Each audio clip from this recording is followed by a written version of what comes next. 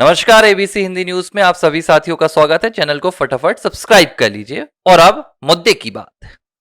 पिछले सप्ताह रिजर्वेशन हटाओ आंदोलन नाम के एक सोशल मीडिया पर अभियान की शुरुआत हुई थी और लगा था कि यह अभियान भी जंतर मंतर पर सीजेपी जैसा बहुत व्यापक और बड़ा हो जाएगा।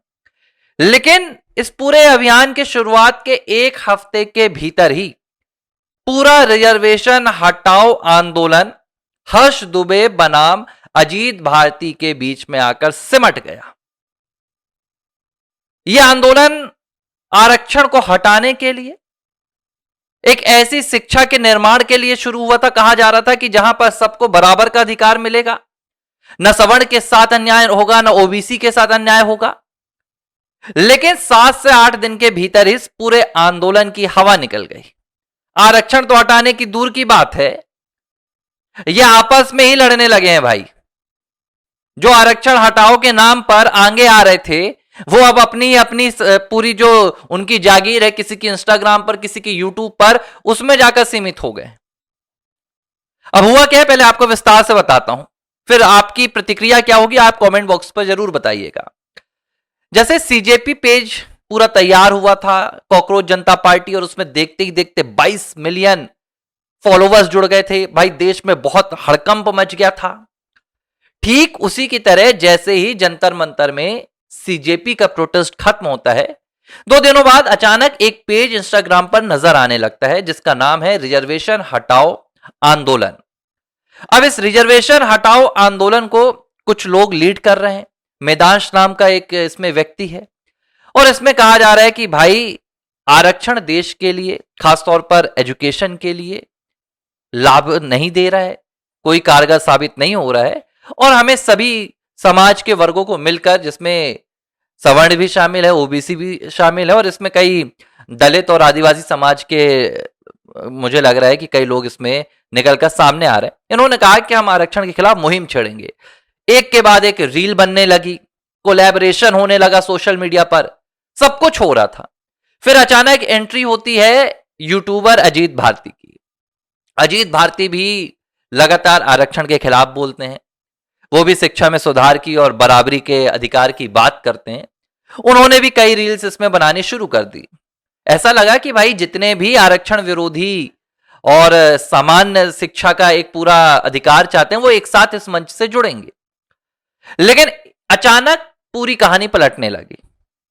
हर्ष दुबे हैं, जिनको आपने देखा होगा टीवी पर, वो अपने आप को नीट का छात्र बताते हैं, और जब जंतर मंतर पर सीजेपी का प्रोटेस्ट चल रहा था, उस वक्त वो सोशल मीडिया पर छाए हुए थे, टीवी डिबेट्स में नजर आ रहे थे, जिसमें वो चीख चीख कर कह रहे थे कि भाई शिक्षा में सुधार तो तब होगा जब आप इस आरक्षण की व्यवस्था को दुरुस्त करेंगे, जो इसका सही हितग्राही है उसको आरक्षण देंगे।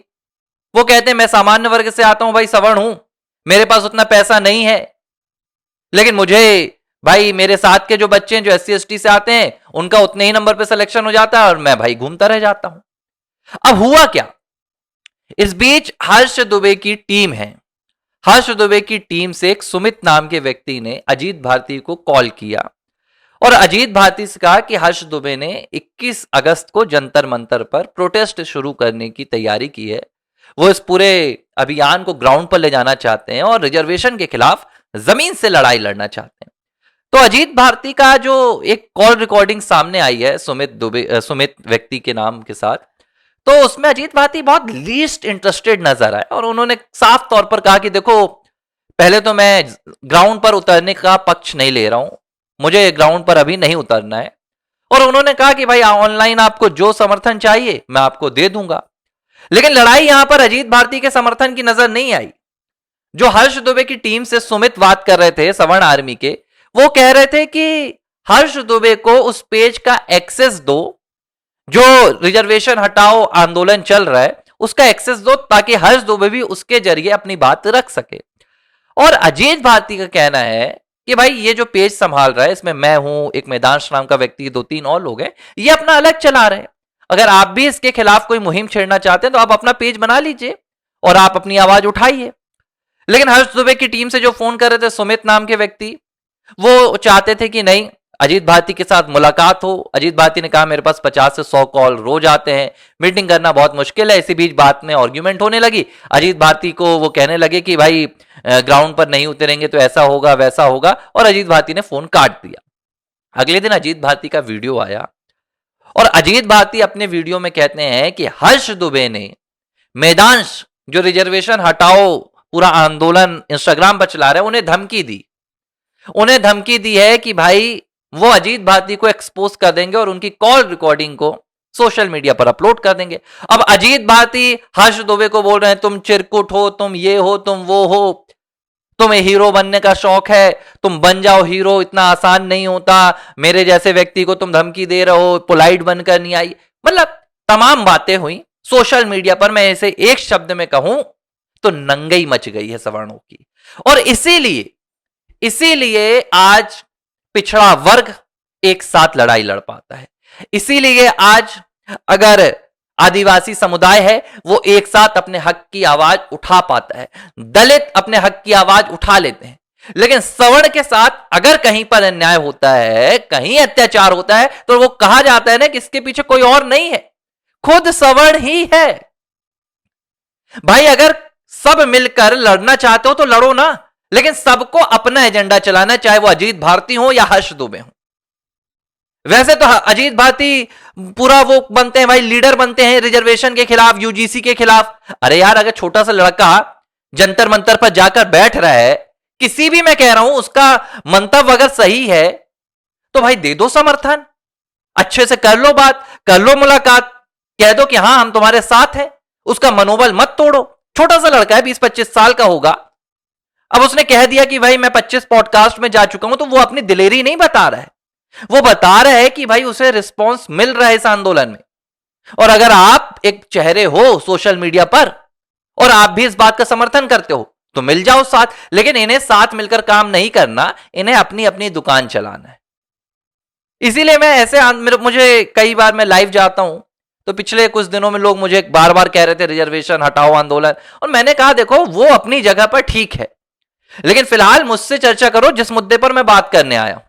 अगर मैं देश की सुरक्षा पर बात करने आया हूं तो सबसे पहले वो है, मैं दिल्ली के हालातों को लेकर चर्चा कर रहा था और मुझे पता था इस तरह का कोई आंदोलन कभी सफल नहीं होगा, क्योंकि यहां पर सब शिक्षा के सुधार के लिए नहीं आते हैं, यहां पर अपनी अपनी रोटी में घी लगाने आते हैं। चाहे वो अजीत भारती हो, चाहे फिर वो हर्ष दुबे हो, किसी को शिक्षा के सुधार से कोई लेना देना नहीं है।